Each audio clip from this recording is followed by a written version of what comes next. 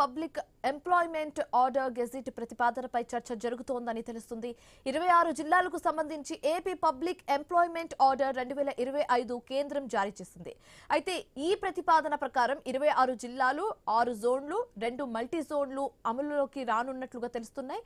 అయితే ఈ అంశంపై కేబినెట్ లో చర్చ జరుగుతోందని సమాచారం.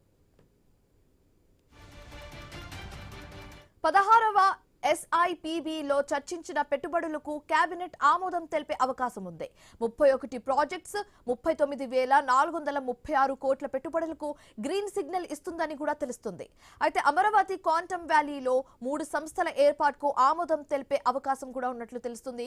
ఫీజు రెగ్యులేటరీ కమిటీ ఏర్పాటు ఆర్డినెన్స్ కు కేబినెట్ ఆమోద ముద్ర వేయనుంది.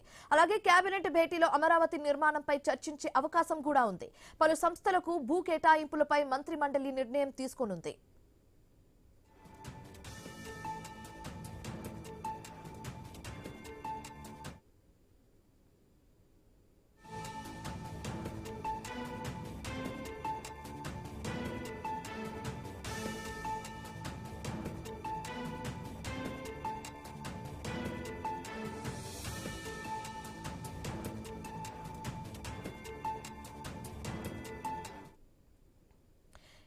ఏపీ కేబినెట్ సమావేశం కొనసాగుతుంది. ఈ సమావేశానికి సంబంధించి మరిన్ని అప్డేట్స్ మా కరెస్పాండెంట్ కాంతి అందిస్తారు. కాంతి, చెప్పండి, సమావేశం స్టార్ట్ అయినట్లుగా తెలుస్తుంది. అయితే ఎంతవరకు ఈ సమావేశం కొనసాగే అవకాశాలు ఉన్నాయి? అండ్ ఈ సమావేశంలో ఎలాంటి అంశాలకు సంబంధించి పాయింట్స్ ప్రస్తావించే అవకాశాలు కూడా ఉన్నాయి? శివాని, ఏపీ కేబినెట్ సమావేశం సచివాలయంలో ఉదయం 10:30 ప్రారంభమైంది.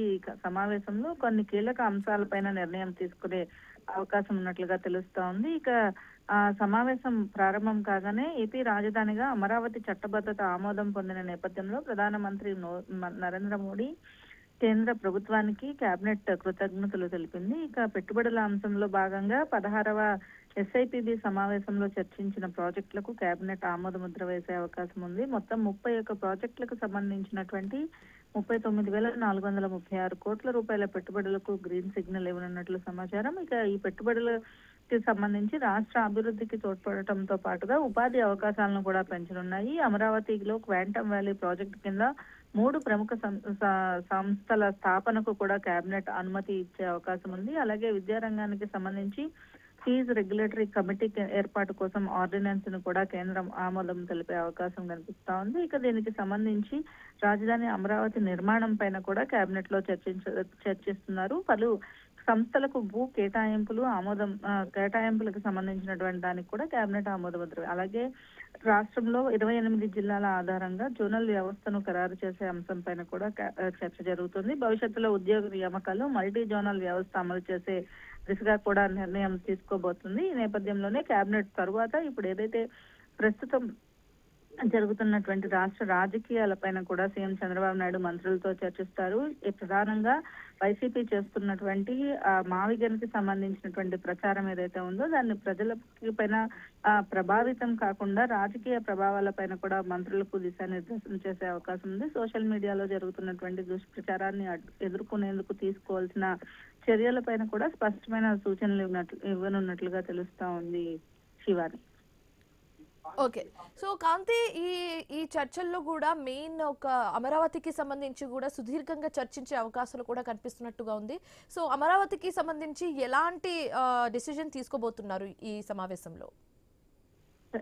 అమరావతి రాజధాని నిర్మాణ పనులతో పాటుగా ప్రస్తుతం జరుగుతున్నటువంటి పనులకు సంబంధించి కూడా సీఎం కేబినెట్ లో చర్చిస్తారు. ఇక సెంట్రల్ సెక్రటేరియట్ నిర్మాణం అంశం ఏదైతే ఉందో దానికి సంబంధించినటువంటి చర్చ కూడా ఈ రోజు కేబినెట్ లో చర్చిస్తున్నారు. రాజధాని అభివృద్ధిలో భాగంగా ఈ ప్రాజెక్టుకు సంబంధించి ప్రగతి తదుపరి చర్యలపైన మంత్రులతోటి సమీక్ష జరుగుతుంది. ఇక అమరావతిని పూర్తి స్థాయిలో పరిపాలనా కేంద్రంగా తీర్చిదిద్దేందుకు ప్రభుత్వం తీసుకుంటున్నటువంటి చర్యలపైన కూడా ఈ సమావేశంలో చర్చిస్తూ ఉన్నారు. ఇక ఏవైతే యువతకి సంబంధించి యూత్ పైన సోషల్ మీడియా ప్రభావంకి సంబంధించి సోషల్ మీడియా బ్యాన్ కి సంబంధించినటువంటి అంశంలో కూడా మొబైల్ వినియోగం నుంచి చిన్న పిల్లలను దూరంగా ఉంచాలని ప్రభుత్వం ఇప్పటికే నిర్ణయం తీసుకునే అంశంలో దీనికి సంబంధించి మంత్రుల బృందం ఏర్పాటు చేశారు. దీనికి సంబంధించి కూడా కొన్ని సోషల్ మీడియా సంస్థల ప్రతినిధులతోటి సమావేశాలు ఏర్పాటు చేసి ఈ కేబినెట్ లో దీనికి సంబంధించి ఏవైతే వచ్చినటువంటి సూచనలు నివేదికలకు సంబంధించినటువంటి